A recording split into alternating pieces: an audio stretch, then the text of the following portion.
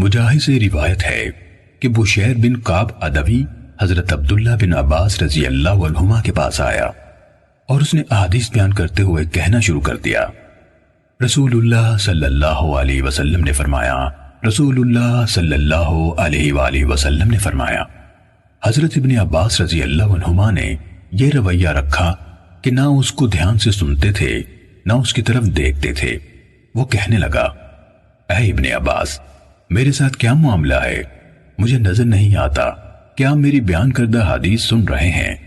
میں آپ کو رسول اللہ صلی اللہ علیہ وآلہ وسلم سے حدیث سنا رہا ہوں اور آپ سنتے ہی نہیں۔ حضرت ابن عباس رضی اللہ عنہ نے فرمایا، ایک وقت ایسا تھا کہ جب ہم کسی کو یہ کہتے سنتے، رسول اللہ صلی اللہ علیہ وسلم نے فرمایا، تو ہماری نظریں فوراً اس کی طرف اڑ جاتی اور ہم کان لگا کر غور سے اس کی بات سنتے۔ پھر جب لوگوں نے بلا تمیز ہر مشکل اور آسان پر سواری شروع کر دی تو ہم نے لوگوں سے کوئی حدیث قبول نہ کی سوائے اس حدیث کے جسے ہم جانتے تھے۔ صحیح مسلم حدیث نمبر 21۔ ابن ابی ملائکہ سے روایت ہے، کہا، میں نے حضرت عبداللہ بن عباس رضی اللہ عنہما کی طرف لکھا اور ان سے درخواست کی کہ وہ میرے لیے ایک کتاب لکھیں اور جن باتوں کی صحت میں مقال ہو یا جو نہ لکھنے کی ہوں وہ باتیں مجھ سے چھپا لیں۔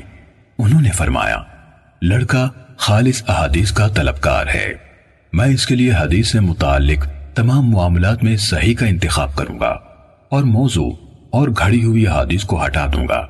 کہا، انہوں نے حضرت علی رضی اللہ عنہ کے فیصلے منگوائے اور ان میں سے چیزیں لکھنی شروع کی، اور یہ ہوا کہ کوئی چیز گزرتی تو فرماتے، بخدا یہ فیصلہ حضرت علی رضی اللہ عنہ نے نہیں کیا سوائے اس کے کہ خدا نخواستہ وہ گمراہ ہو گئے ہوں، جبکہ ایسا نہیں ہوا۔ عمر ناقد، سفیان بن عیینہ، ہشام بن حجیر، تاؤ سے روایت ہے، کہا، حضرت ابن عباس رضی اللہ عنہما کے پاس ایک کتاب لائی گئی جس میں حضرت علی رضی اللہ عنہ کے فیصلے لکھے ہوئے تھے، تو انہوں نے اس قدر چھوڑ کر باقی سب کچھ مٹا دیا، اور سفیان بن عیینہ نے ہاتھ جتنی لمبائی کا اشارہ کیا۔ صحیح مسلم حدیث نمبر 23۔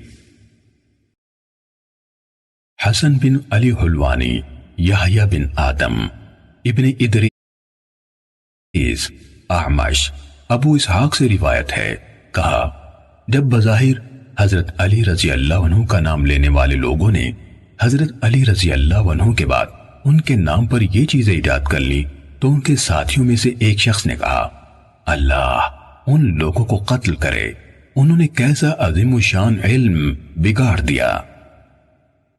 صحیح مسلم حدیث نمبر 24۔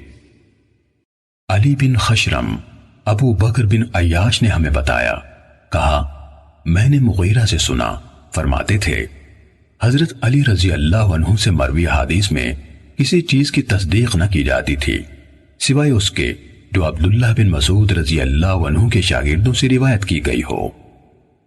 صحیح مسلم حدیث نمبر 25۔ ایک سند میں ایوب اور ہشام اور دو سندوں میں ہشام سے روایت ہے، انہوں نے محمد بن سیرین سے روایت کی، کہا، یہ علم دین ہے، اس لیے اچھی طرح دیکھ لو کہ تم کن لوگوں سے اپنا دین اخذ کرتے ہو۔ عاصم احول نے ابن سیرین سے روایت کی، کہا، ابتدائی دور میں عالمان حدیث اسناد کے بارے میں کوئی سوال نہ کرتے تھے، جب فتنہ پڑ گیا تو انہوں نے کہا، ہمارے سامنے اپنے رجال حدیث کے نام لو تاکہ اہل سنت کو دیکھ کر ان سے حدیث لی جائے اور اہل بدعت کو دیکھ کر ان کی حدیث قبول نہ کی جائے۔ صحیح مسلم حدیث نمبر 27۔ اوزاعی نے سلیمان بن موسیٰ سے روایت کی، انہوں نے کہا، میں طاؤس رحمہ اللہ سے ملا اور ان سے کہا، مجھے فلاں شخص نے اس طرح حدیث سنائی۔ انہوں نے کہا، اگر تمہارے صاحب یعنی استاد پوری طرح قابل اعتماد ہیں تو ان سے اخذ کر لو۔ صحیح مسلم حدیث نمبر 28۔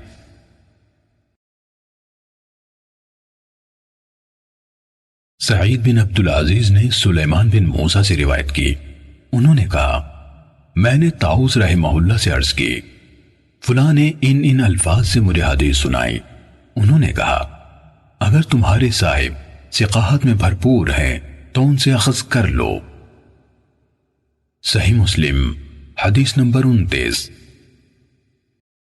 عبد الرحمن بن ابی زناد نے اپنے والد سے روایت کی، کہا میں مدینے میں 100 اہل علم سے ملا جو دین میں تو محفوظ و معمون تھے لیکن ان سے حدیث اخذ نہیں کی جاتی تھی، کہا جاتا تھا یہ اس علم کے اہل نہیں۔ صحیح مسلم حدیث نمبر 30۔